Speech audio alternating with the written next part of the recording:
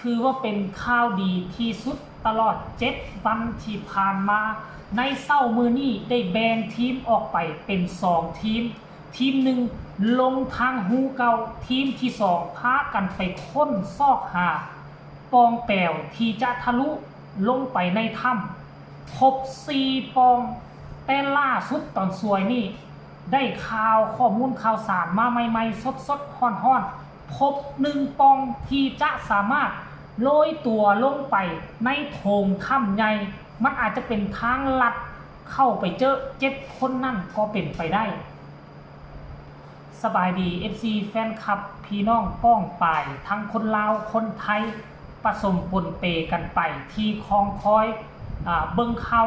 ข้อมูลข่าวสารอัปเดตล่าสุดจากหน้าถ้ำชื่อว่าถ้ำพระเจ้าเมืองล่องแจ้งแขวงไซสมบูรณ์ท่านผู้ชมหลายคนก็ตั้งตารอคอยอยากจะฟังข่าวดีโอ้ยทะลุเข้าไปแล้วโพงนั่นโพงนี่ไปเห็นห้องห้อยการใช้ชีวิตไปเห็นห้องห้อยการกินการอยู่ว่าหลายคนยังมีชีวิตบ่ต้องการอยากได้รับข้อมูลข่าวสารแบบนี้แต่มันก็บ่ได้ท่านผู้ชมเพราะว่าภารกิจครั้งนี้ถือว่านักหน่วงทางเข้าถ้ำมันบ่ได้ง่ายดายอุปสรรคหลายอย่างคือมื้อเช้านี่ก็ปั๊มอากาศบ่กระแตกกระพังไปทั้งปั๊มดูดน้ำก็บ่เพียงบ่พอก็ได้รอท่าซักซ่ากันไปต่างๆนานาแต่อย่างน้อยก็ได้มีข่าวดีไปพบปองหนึ่งที่อาจจะสามารถใส่สลิงห้อยโตลงไปฮอดพื้นถ้ำได้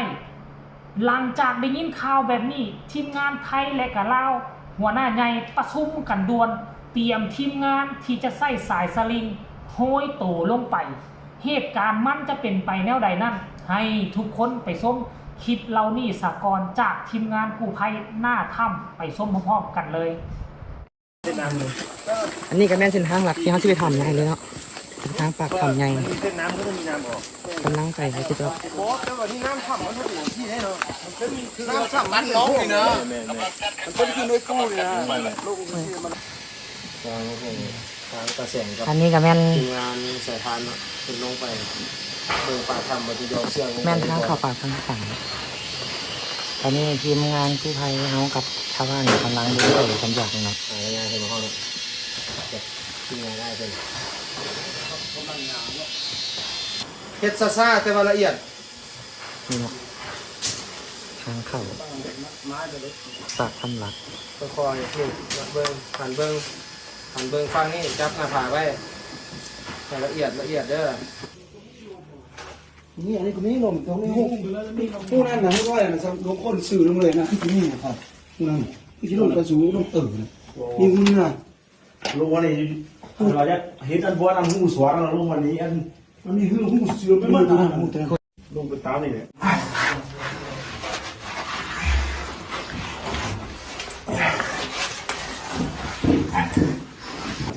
ก็ได้ขนาดตัวนั่นแหละฮะตัวลูกมันมีหูเลยมีน้อยเหรอ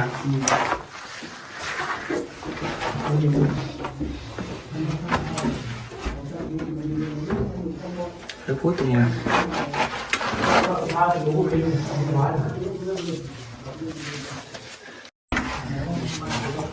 idea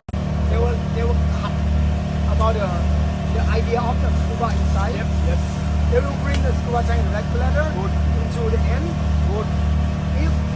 the water rise up, they will have a chance to. This one very important like when pump broke or something like this then when it too far to shore เพราะว่าเรามองว่าสิ่งนี้มันเป็นความเสี่ยงระหว่างที่เราปฏิบัติการลำเลียงหรือการที่เราทีมเข้าไปโดยมุ่งเข้าไปถึงการพอข้ามไปแล้วปุ๊บน้ำรั่วออกมาก็เลยต้องจัดการตัวนี้ไว้แล้วต่อมาเนี่ยก็กังวลเรื่องของวิธีการซึ่งถ้าเราเข้าสู่รัดช้อยแล้วเนี่ยมันไม่มีวิธีการเรียนรู้ทางก่อนแน่นอนก็ต้องออกทางที่ผมก็เลยคิดว่าเรื่องของการโดดบุคคลต่อบุคคลเนี่ยโอ้โหตกใจ thank you เ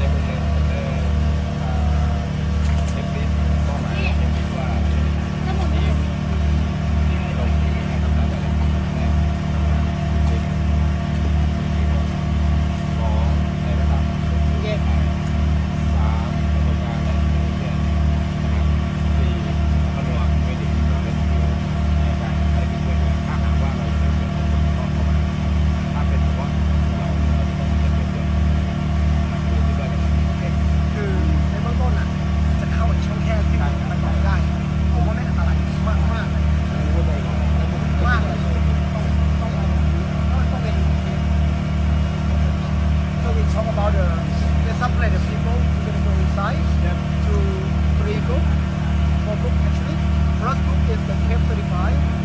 Second group is the rescue diver 35. Marine water is 35. And you can eat somewhere else. It's not that water cave. And the medic and rescue outside to help if someone something happen or you can do something and just like not only one team. And inside we have rescue telephone if something happens to us or if we reach the chamber and the people coming out they need immediate Yes. Well, we have 2 operation team now. So first operation team, Thai operation team, operate every day in one year. And then I think last team, the medical fluid from here, they move to somewhere else. and inside now I'm getting They will cut. เห็นบ่ FC แฟนคลับถึงแม้นว่ามันบ่สามารถจะฟันธงว่าตรงที่ค้นพบนั่นลงไปแล้วมันจะไปเจอกลุ่มคนอยู่ทางลุมนั่นแต่อย่างน้อยๆมันก็เพิ่มความหวังมาตั้ง2ทางทางแรกก็คือทางเดิมสู้มาเป็นเวลา 2-3 วันแล้วทางที่2ทางเจอใหม่มันก็เพิ่มความหวังขึ้นมาอีกทางหนึ่งก็ขอให้เป็นทางที่จะสามารถโห้ยโตไปหาก็ได้ท่านผู้ชมเพราะว่าอย่างขั้นสู้ทางเดียวนี่ไปมันก็คือหลายคนกับท่อเป็นขึ้นกันได้มุดไปเท่าใดก็บ่สามารถทะลุได้แต่ถ้ากรณีว่าทางนั้นมันสามารถโห้ยโตลงไปฮอดพื้นได้ลงไปแล้วอย่างน้อยๆกับกู้ภัยบ่ได้ก็ขอให้ไปเจอเขาซะว่าอาการเขาเป็นแนวใดสุขภาพร่างกายแข็งแรงบ่หลังจากนั้นก็สิคนเข้าคนน้ำคนทีมแพทย์ไปประเมินเอาเข้าเอาน้ำไปให้เขากินสากรแล้วจึงจะวางแผนจะเอาเขาออกมาแนวใดนั่นคือโตที่สำคัญที่สุดปัจจุบันนี้ความหวังเริ่มกลับคืนมามีแฮงอีกครั้งหนึ่งแล้วท่านผู้ชม FC แฟนคลับเอ้ยเนาะเอาใจช่วยก็แล้วกันใจช่วยเพราะว่าญาติพี่น้องลูกเมียของผู้ที่ติดอยู่หันอุ้มลูกน้อยมาคองคอยตั้งแต่มือทำอิฐจนฮอดมือที่7ทั้งทีมงานกู้ภัยไทยกับเบิงแล้วกับน้ำตาตกในไปอีตนสงสารจะถอยกับไทยกับถอยบ่ได้ลูกน้อย1 ปีแม่กอดนั่งตากฝนอยู่ท่าผัวออกมาจากถ้ำท่านผู้ชม FC แฟนคลับเห็นแล้วให้ทุกคนกดไลค์กดแชร์กดติดตามใครอยากส่งข่าวอยากส่งกำลังแห้งใจไปให้ลูกเมียผู้ประสบภัยไปให้ทีมงานกู้ภัยไปให้ไอ้น้องที่อยู่หน้าถ้ำพากันคอมเมนต์มาได้สำหรับคลิปนี้ลาทานผู้ชมไปก่อนมาแจ้งข่าวเพียงแต่สำนี้ละสบายดี